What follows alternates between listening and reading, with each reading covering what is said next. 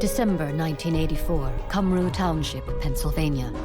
The body of a strangled woman is dumped in a ravine. For 20 years, the case of Jane Doe lies dormant until a cop and a psychic join forces. I started to see lines of light across a map, and I saw the Brooklyn Bridge. Can a psychic's map locate a killer and solve a 20-year-old murder?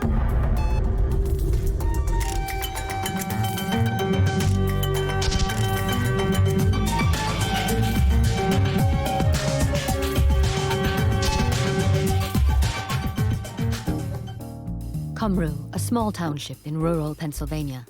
The solving of the Jane Doe case began in an unorthodox way, with an inquiry into the unrelated homicide of a local man.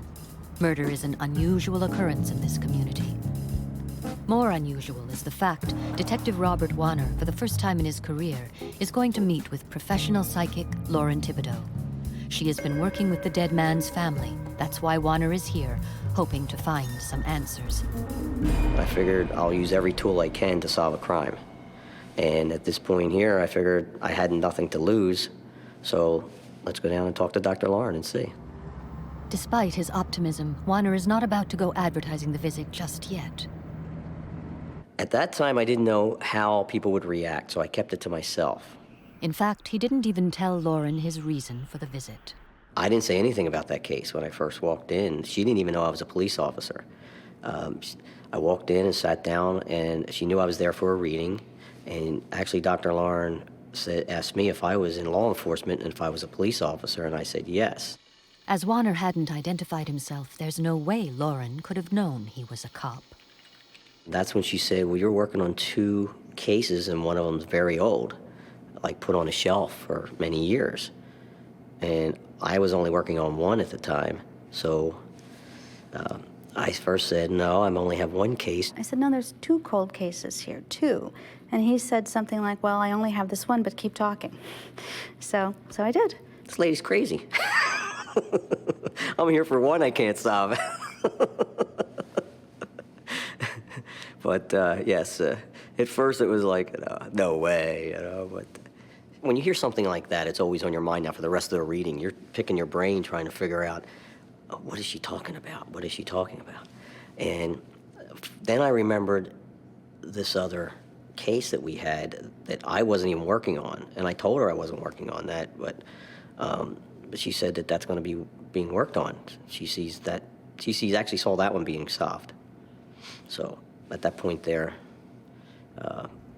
I was excited. The second case that Lauren referred to was an unsolved homicide dating back to 1984. That year, as residents of the small community of Cumru Township prepared for the holidays, a body was dumped on the outskirts of town. Discovered 2 days before Christmas, the victim had been strangled and meticulously bound with rope. She was wrapped in a green army-style blanket and wrapped again in a paint-splattered drop cloth.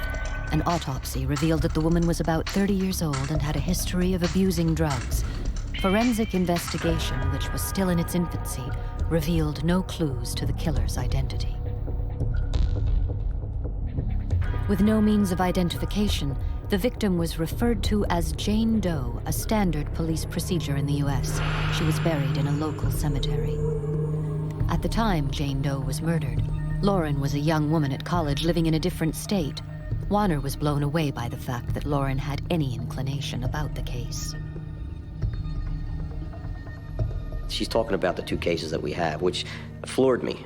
For her to even say that, how does she know that we have 2 cases? And one's been sitting on a shelf for 15 or 20 years. And that's when I contacted her the following day. It was in that phone conversation that I started seeing green little lights traveling across Route 78. It was as if I was looking at a map of New Jersey, New York, and eastern Pennsylvania. And as it moved across, I looked upward, sort of upward toward the Brooklyn Bridge. And I could feel, and even smell the energy of the city and that we were dealing with, New York. Lauren was not only able to give a sense of place, she was also able to give some clue as to the killer's occupation. And I remember asking Detective Rob if one of the people that they thought it might have been could have been a truck driver, because I was shown that this was somebody who would have, I kept seeing the side of a cab of a truck.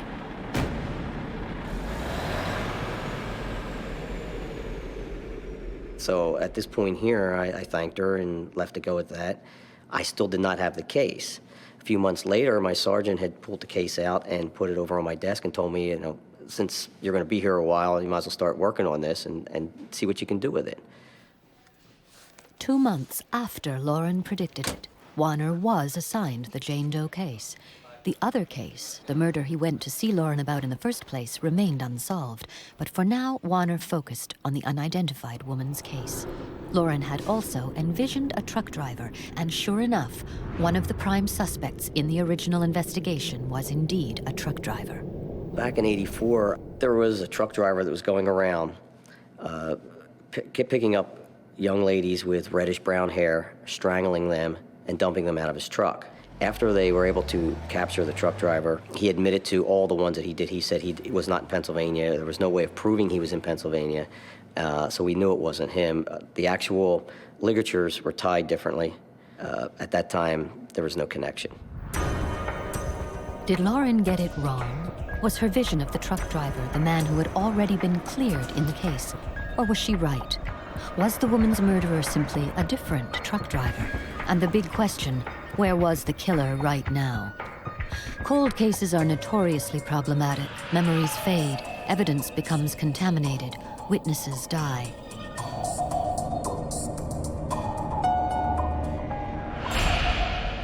You got to understand, when the first time that this information came up, I didn't even know Jane Doe's name.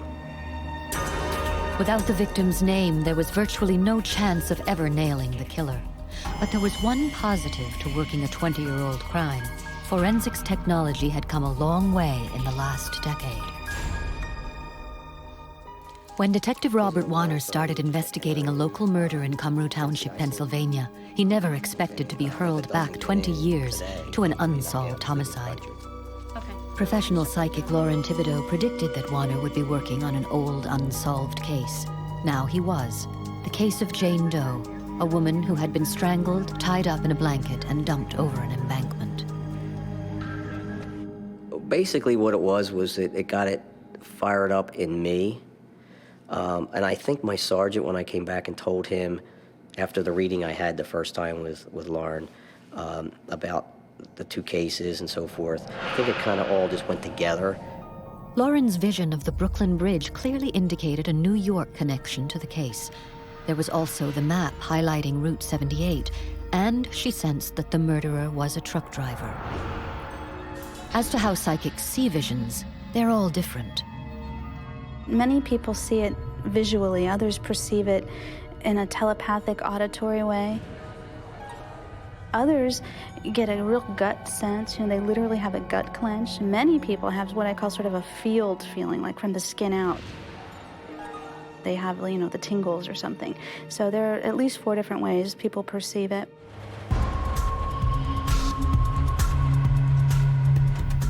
Wanner's first challenge was to put a name to the victim. The 1984 autopsy had revealed that the woman was a drug addict, 20 years on. Could this help the police find her real identity? Wanner reckoned there was a reasonable chance that she had a criminal record. If that was the case, her fingerprints would be on file.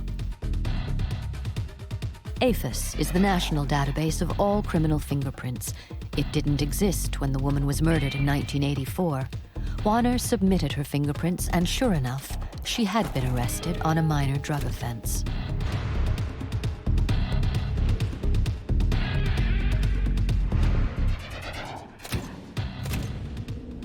Match gave me Margie Calciano and Margaret Gravasi. Gravasi was Margie's married name. She was married for about a year in the 70s.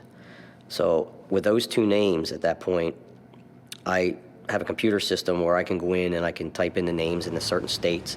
And I typed in Brooklyn, New York, and typed in her married name, and I didn't come up with anything. I come up with a few Gravasis. I tried calling, and no one knew Margie at that point. So then I took her maiden name, which was Calciano, entered that in to my system, and came up with probably 250 names in Brooklyn.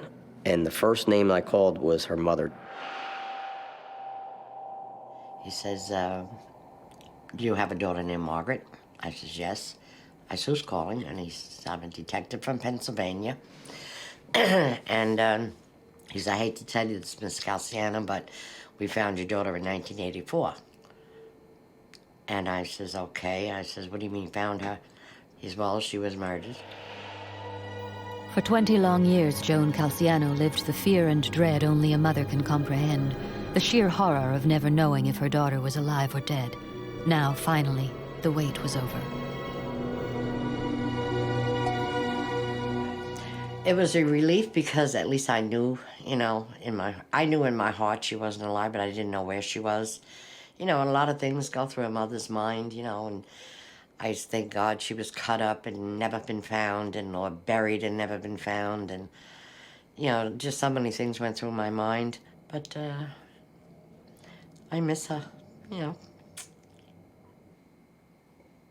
She was such a beautiful girl. She could have had anything in life. Yeah, but that was it.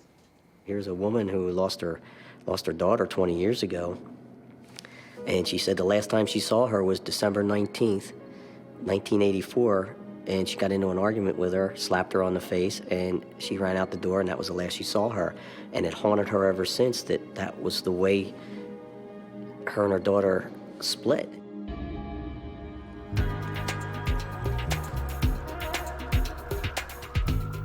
The next day, Wanner and his partner drove to Mrs. Calciano's apartment in Brooklyn. She welcomed us in, and there were friends and family members there, and we sat around the kitchen table, and we showed her photos just to make sure that she could ID and say that, yes, that's my daughter. Showed her photos from the autopsy. And we had to ID it, and it was her. And it was hard, to identify her.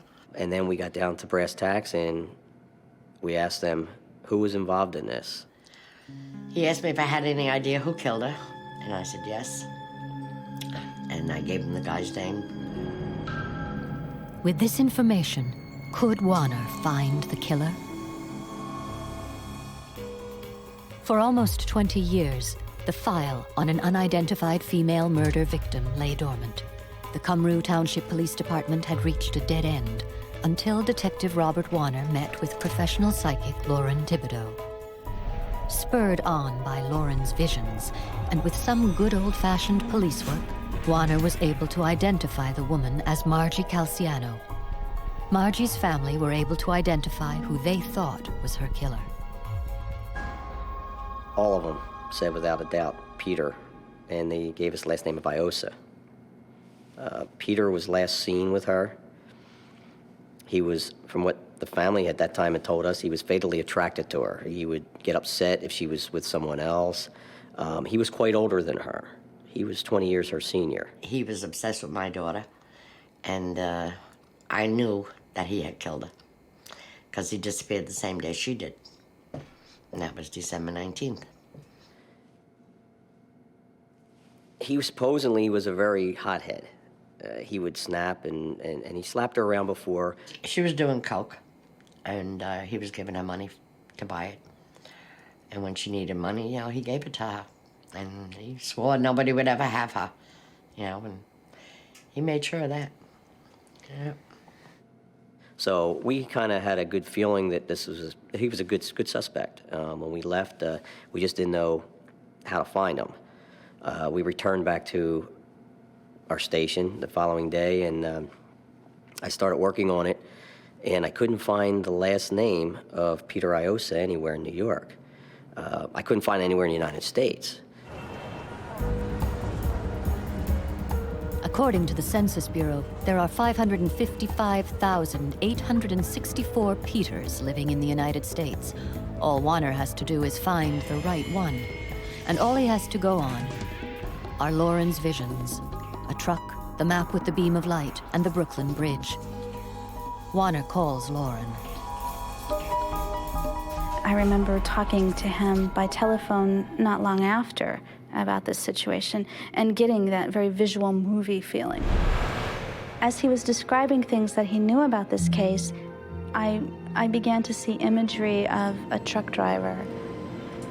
Not a big guy, this one. I didn't get a sense of big hulking. You know, on the slender side, definitely a smoker. And I remember seeing the white door of a truck opening, and as if I was looking over the shoulder of the driver stepping out. A thickly quilted sort of plaid, like a thick flannel shirt that you might wear instead of a coat in wintertime. Definitely felt like winter to me. It was very clear that we were at a crisp, cool, almost like could smell lake water near it. And we were at a truck stop somewhere near water. And I guess in this case it would have been the Great Lakes. That region would be on the way. It's almost like a psychic profile of him. I do feel he's a repeat killer. Certainly a lot of sexual violence, you know, rape, assault, that sort of thing. The revelation that this might be the work of a serial killer as opposed to a one-off crime of passion upped the ante for Wanner. He was now in a race against time. We have to get him. We need to get him off the street. If he's killed once and he's going to do it again, and how many has he done in between? It's like any law enforcement officer, anyone actually, that, you know, you want to get this guy off the road, off the streets. He's a danger. There's not a female around that's safe as long as he's out there. In an attempt to get Pete's last name, Wanner phoned Joe Drezick, an ex-boyfriend of Margie. And he said that he didn't know the name, but he knew that Pete had filed a complaint against him one time, and that the police may have it on record if they'll find it from way back then. So at that time, I contacted New York PD, gave them the information that I had, and they were able to come up with a report and fax it to me in a couple of days, and it came back with Peter Williams. Wanner used Williams' social security number to track the fugitive. He discovered Williams was drawing welfare checks in Milwaukee, and he had been a truck driver, just as Lauren had predicted. One of his main routes had been Brooklyn to Wisconsin, which would have taken him past the Great Lakes. Once again, Lauren's visions proved to be uncannily accurate. With Lauren's help, Wanner has gotten this far. He has a name, Peter Williams, and a face. But has he got the hard evidence needed to convict the man he believes murdered Margie Calciano? At any given time, there's well over 20,000 women missing in the U.S. Margie Calciano was just another statistic. And for 20 years, she didn't even have a name. Were it not for the collaboration of Detective Robert Wanner and professional psychic Lauren Thibodeau, the chances are Margie would have faded into history as an unidentified victim. The combination of psychic intervention and solid conventional police work produced a prime suspect, Peter Williams.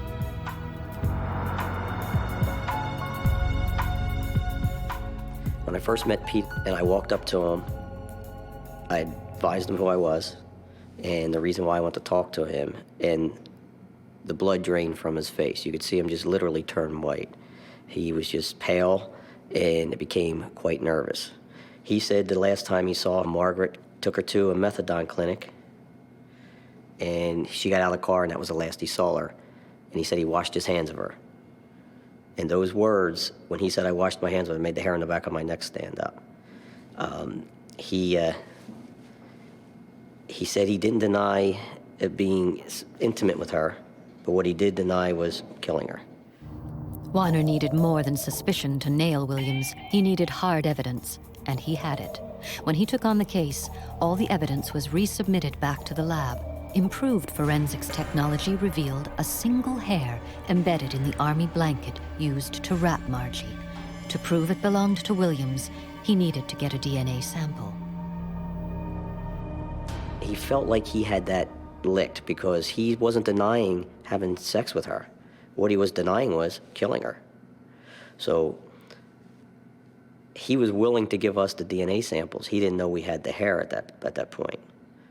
And after the fact, prior to leaving, I basically had told him flat out that we felt he's the one that did this. We knew that he probably wouldn't stay in Milwaukee long, and he didn't. He left a few weeks after we were there. The DNA analysis proved positive. The single hair embedded in the blanket that encased Margie Calciano matched the DNA sample taken from Williams. When we arrested him in Tucson, he looked at it. He didn't say a whole lot. He didn't say he wasn't guilty at that point. What he said was he read the probable cause and saw the hair. And I think that's what floored him. I think he realized that he had it at that point. The DNA profile of the hair recovered from the green blanket matched the DNA profile of Peter Williams. Based on your affiant's investigation, information that your affiant has received in the DNA profile results which were received from mitotyping technologies matching the recovered hair from the green blanket wrapped around the victim and the DNA profile of Peter Williams, I am requesting an arrest warrant be issued for the suspect, Peter Williams. You do what you gotta do. Huh? A couple of mistakes.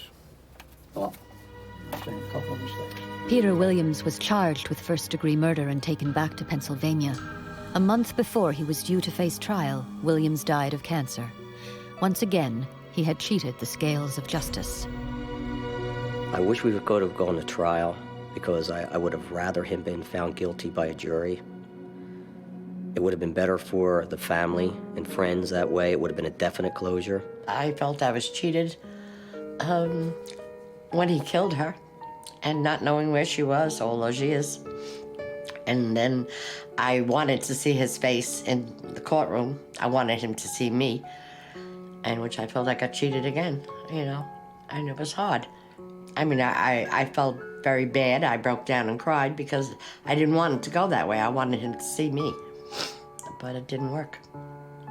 So naturally, I felt I was cheated again, you know. When Margie Calciano had been positively identified, at the request of her mother, her body was exhumed. Today, she is buried in Greenwood Cemetery in Brooklyn, just blocks from her mom's home.